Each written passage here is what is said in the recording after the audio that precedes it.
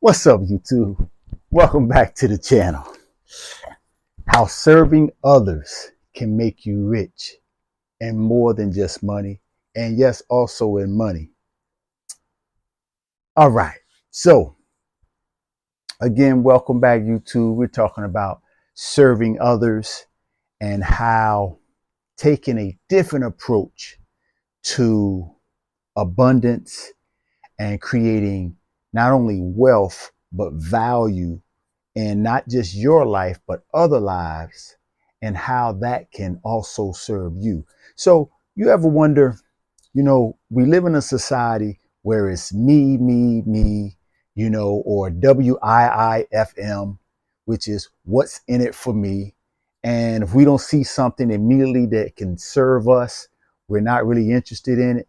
And it's a natural phenomenon. As human beings, we typically have a self-serving nature. And I believe the challenge to cultivating a mindset of abundance is to go against that nature and tap into our unlimited potential through serving and helping others to fix their problems. And so, how do we go about that? And why is it important? Well, during my journey of understanding the power of personal finance, understanding the importance of the role that money plays in our lives, uh, getting a personal understanding of what real wealth is. And it's not actually tangible money, but it's the impact that we have on others' lives. And I discovered that through my selfless investment into my children's lives. I have two sons. I have a 24 and a 20-year-old. And everything I've ever done that's driven me as an adult, as a man, and has kind of inspired me from within without any prompting is that subconsciously, without even thinking about it, I'm always predetermined to do what's in the best interest of them with no regard for myself, almost to the extent where I'm self-sacrificing so that I can make sure that I can afford or pour the best into them. And that is coupled with, because they were my children, accustoming them to hardship. And so we'll talk about the hardship part on another video, but for the sake of this one, I want to get to the essence of serving. Even within a relationship, the service that you pay to your significant other, to your wife, it has to come from a selfless place. And it's really difficult to do that living in a society where everything is centered on me, self uh, satisfaction. Um, what's the word? The immediate gratification. That's all self serving.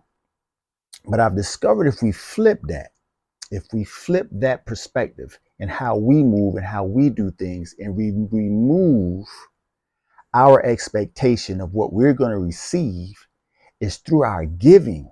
And I believe it says it's better to give than it is to receive. That used to always baffle me when I was younger. Even when I was older, it took me a while to understand, how does giving to others outweigh the receiving? Like, I like receiving stuff. You know what I'm saying? Like, I like getting gifts. I like getting money for the efforts I put out. But a lot of the spiritual aspects of abundance come from our generosity. And there's a quote that says, whatever you give away, you get to keep.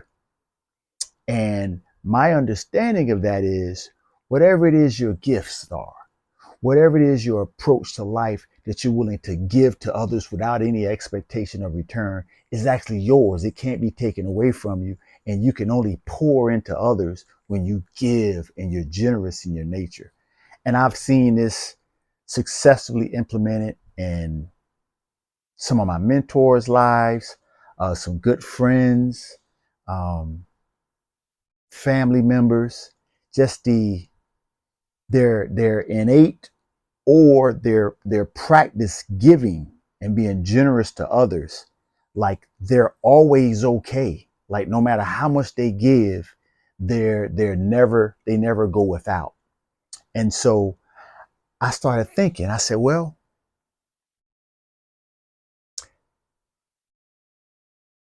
if we give to others, there is something spiritual about the aspect of once we give and serve others, that we're actually serving ourselves. Because if we can bless or pour into the lives of other people, by default, we become empowered. We are now living from abundance. We are now growing further and further away from scarcity and lack. And none of us are here. Nothing in our day-to-day lives or from our struggles should come from a place of lack. We all have the opportunity to tie into that innate abundant nature of who we are as human beings. And so with that, I want to charge you all with this. One of the sweetest definitions of wealth, and I believe I touched on it in the last video I shared, was wealth is value that you create for someone other than yourself. And I'll give you a tangible example. Over the years, I've invested in the real estate. Now, investing in the real estate, initially it was self-serving because I always heard, hey, if you want to be wealthy, most wealthy people have their money in real estate. But the essence of the wealth that comes from real estate is through the sacrifice of saving, doing the research, studying, and understanding what it takes to actually buy a cash flow producing piece of real estate is not really necessarily about the real estate. It's about the service that I'm providing to ultimately the family who's going to live in that real estate. And for the value I'm adding in providing a home, they're going to then take some of their resources and they're going to pay me for that privilege of living in that home. And so for me, I've always prided myself on providing a high quality of living properties that I would move into myself, my family would move into, and providing that to other families. And as of today, we provide homes for 13 different families. And so that's a huge responsibility. And I'm just one man, but the service and the value that I provided to these 13 families, they've entrusted me that I'm going to make sure that all major systems are functioning, that they live in a place that's safe, free of crime. Well, I can't control the crime, but there are in quality locations, quality structure itself, well maintained property. Whenever things, have issues, we try to get them turned over in 24 to 48 hours. And it's through that service that I provide, they're more than willing to pay back whatever the price that we deem fair, whether it's a fair market or whether I deem fair, is the price that they pay me in their rent to stay in this property that I provide for them as a service. And it's all service based. So that's a small tangible example. But another example of service is whether professionally or in your passion, if there's something that you're excellent at, if you're a good engineer, or if you're a good nurse, or you're a good teacher, or whatever your profession is, you really excel at that. Or in your private life, you're passionate about, singing, you're passionate about gardening, you're passionate about, working on cars, whatever that passion is, that if you give those talents to others, if you have solutions to problems that you've overcome, and you know that others are potentially struggling with that problem, if you can provide that to others, that value that you provide to them can change and impact their lives in such a way that ultimately the universe has a way of rewarding you for the service you provide to others.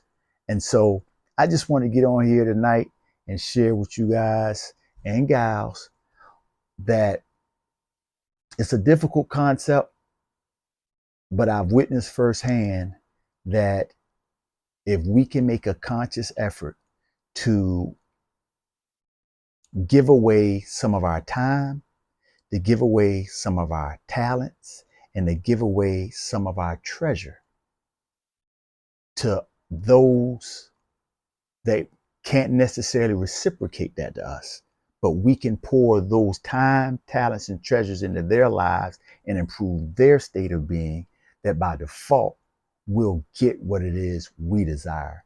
And I believe it was Jim Rohn that said, if you help enough people get what it is they want, by default, you'll get what you want.